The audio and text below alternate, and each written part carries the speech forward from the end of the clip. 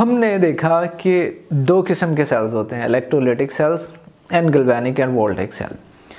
अब इससे हमारा क्या मतलब है? इलेक्ट्रोलाइटिक सेल, इलेक्ट्रोलाइटिक सेल जो है एक ऐसा सेल होता है जिसके अंदर हम इलेक्ट्रिक करंट बाहर से यानी एक्सटर्नल सोर्स से प्रोवाइड करते हैं और ये करंट जो है एक केमिकल रिएक्शन होने का बाइस बनता है, यानी इसकी वजह से एक केमिकल रिएक्शन होता है। On the other hand side galvanic या वोल्टेइक सेल वो एक ऐसा सेल होता है जिसके अंदर केमिकल रिएक्शन होता है और इस केमिकल रिएक्शन की वजह से हमें एक इलेक्ट्रिक करंट रिसीव होता है यानी प्रोड्यूस होता है। तो इस टॉपिक में हम देखेंगे इलेक्ट्रोलाइटिक सेल क्या होता है। अब आप मेरे सामने एक बीकर देख सकते हैं। इस बीकर के अंदर पिछले टॉपिक में हमने पढ़ा कि इलेक्ट्रोलाइटिक कंडक्शन क्या होती है, जिसमें हमने ये देखा कि इलेक्ट्रोलाइट कोई भी ऐसी चीज होती है, या वो सोल्यूशन हो सकता है या फ्यूज्ड स्टेट में हो सकता है, जिसके अंदर भी पॉजिटिव और नेगेटिव आयंस हो, वो हमारा इलेक्ट्रोलाइट कहलाता है। जैसे कि इस बीकर में आप देख रहे हैं नेगेटिव आयंस भी हैं और पॉजिटिव आयंस भी हैं। अब अगर इस बीकर में हम दो मेटल की स्ट्रिप्स या रॉड, इसे इलेक्ट्रोड भी कहते हैं, डिप कर दें तो हमारे पास और एक बैटरी लगा दें एक्सटर्नल, तो जो पॉजिटिव एंड से कनेक्टेड होगा बैटरी के इलेक्ट्रोड, उस पर पॉजिटिव चार्ज आ जाएगा और जो नेगेटिव एंड से कनेक्टेड होगा रॉड, उस पर नेगेटिव चार्ज आ जाएगा। अब इलेक्ट्रोलाइटिक सेल के केस में एनोड पे पॉजिटिव चार्ज होता है एंड कैथोड पे नेगेटिव चार्ज होता है। ये आपने याद रखना है इलेक्ट्रोलाइटिक के सेल में,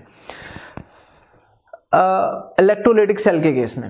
अब जैसे ही हम इनको बैटरी से कनेक्ट करते हैं और चार्जेस आ गया, अब ये जो हमारे नेगेटिव एंड पॉजिटिव आयंस थे इलेक्ट्रोलाइट के अंदर, पहले तो फ्रीली मूव कर रहे थे, इन पे कोई फोर्स ऑफ अट्रैक्शन नहीं थी, लेकिन अब ये जो नेगेटिव आयंस हैं ये पॉजिटिव प्लेट की तरफ मूव करने लग जाएंगे और इसी तरह ये जो पॉजिटिव आयंस हैं ये नेगेटिव प्लेट की तरफ मूव करने लग जाएंगे।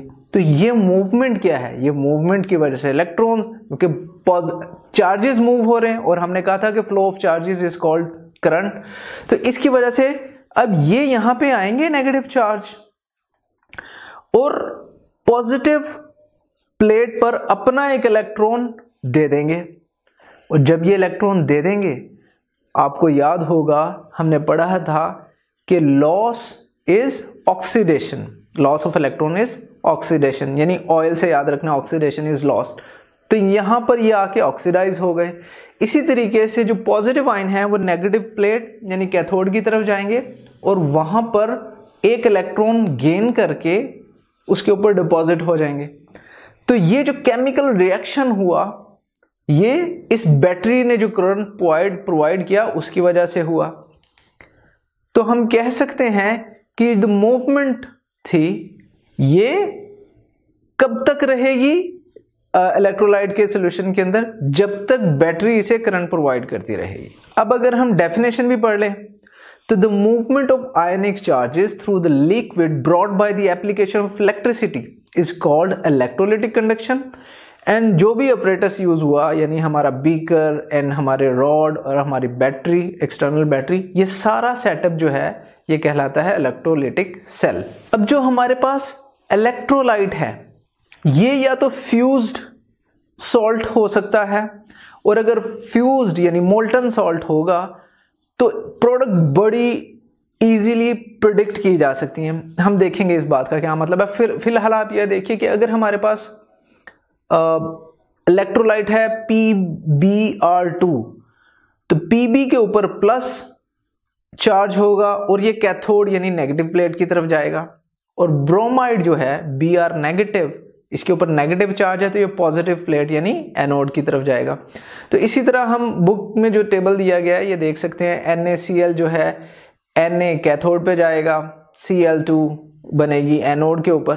तो बड़ी जो भी हमारे पास पॉजिटिव एंड नेगेटिव आयंस हैं वही प्रोडक्ट हम देख सकते हैं कि कैथोड या एनोड पे मिलेगी। लेकिन अगर हम कहते हैं ये एक वाटर में यानी एक्वियस सॉल्यूशन में है इलेक्ट्रोलाइट, तो क्या होता? तो प्रोडक्ट्स को प्रिडिक्ट करना डिफिकल्ट होता। मतलब क्या इस बात का? अगर मैं कहूं कि मेरे पास ये एक एक्वियस सॉल्यूशन है जिंक सल्फेट का, यानी इसके अंदर खाली वाटर के अंदर H पॉजिटिव आयंस भी हैं और ये H पॉजिटिव आयंस भी जाएंगे इस कैथोड के ऊपर। अब इन दोनों की एबिलिटी कंपेयर होगी, जिंक की एंड हाइड्रोजन की, कि किसके अंदर ज्यादा एबिलिटी है इलेक्ट्रॉन लेने की। जिसके अंदर ज्यादा एबिलिटी होगी वही कैथोड पे जाके इलेक्ट्रॉन लेगा, गेन करेगा, और हमें पता है रिडक्शन इज गेन, तो उसकी रिडक्शन हो जाएगी।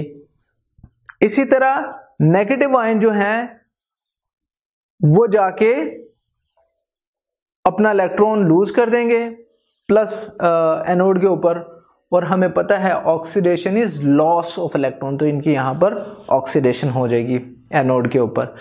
तो ये जरूरी नहीं है कि जो हमने सॉल्ट लिया नेगेटिव एंड पॉजिटिव वही जाके इनको प्रोडक्ट बनाएगा, बल्कि ऑक्सीजन भी रिलीज हो सकती है यहाँ और हाइड्रोजन भी रिलीज हो सकती है। तो डिपेंड किस पे करता है कि किस रिएक्शन की हम बात कर रहे हैं और कितनी कॉन्सेंट्रेशंस ली हमने सॉल्ट की। तो यहाँ पर हमारी इलेक्ट्रोलिटिक सेल बहुत सिंपल था, बहुत इजी हमारा कंक्लूड हुआ।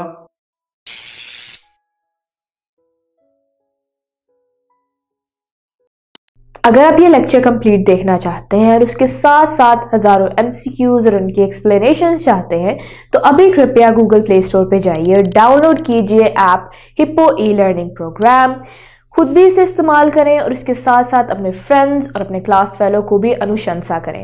And don't forget to like this video and subscribe to our channel. धन्यवाद।